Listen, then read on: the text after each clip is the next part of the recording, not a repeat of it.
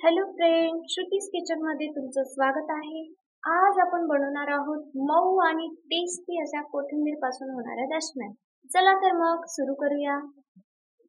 दशम्या बनवण्याकरता आपण इथे घेतला आहे 2 वाटे गव्हाचं पीठ. आता आपण यात घालणार आहोत पाऊण वाटी डाळीचं पीठ, अर्ध्यालाही कमी ज्वारीचं पीठ.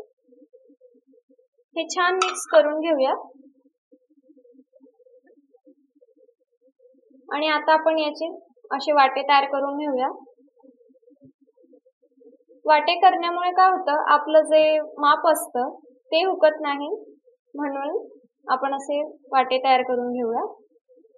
आता आपण या वाट्यांवरती 1.5 चमचे तिखट घालणार आहोत. प्रत्येकी 1.5 चमचे घालायचे आहे.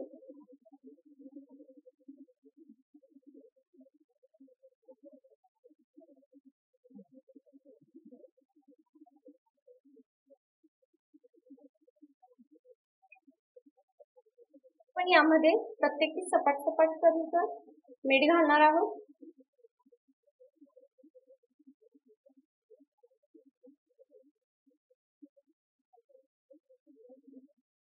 जिरं घालायचंय.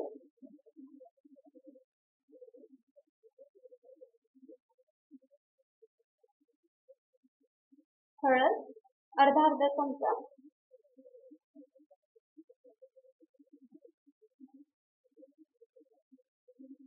आता आपण यावर चुरलेल्या ओवा घालूया.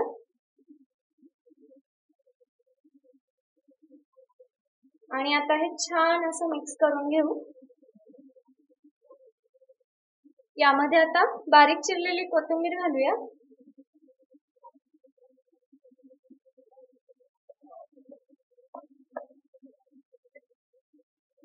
आता आपण लसणाची पेस्ट घालूया. याला छान असं मिक्स करून घेऊ. आणि आता थोडं पाणी टाकून याला मळून घेऊ.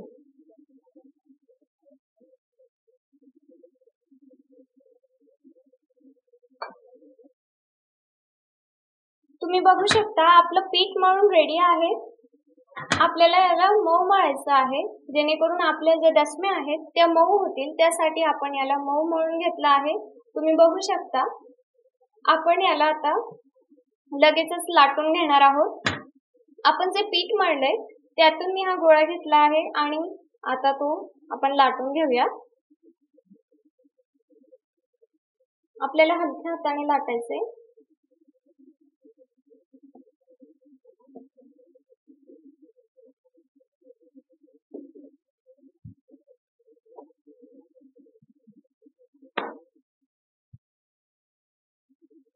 आपले दशमी लाटून रेडी आहे. आता आपण याला शेकून घेऊया. आपला तवा इथे गरम झालाय.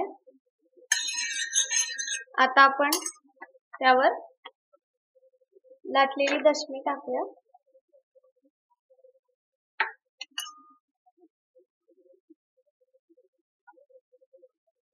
याला छान असं तेल लावूया.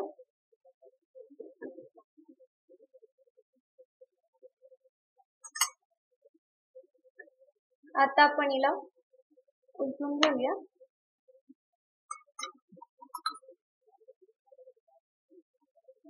तेल लावून घेऊया.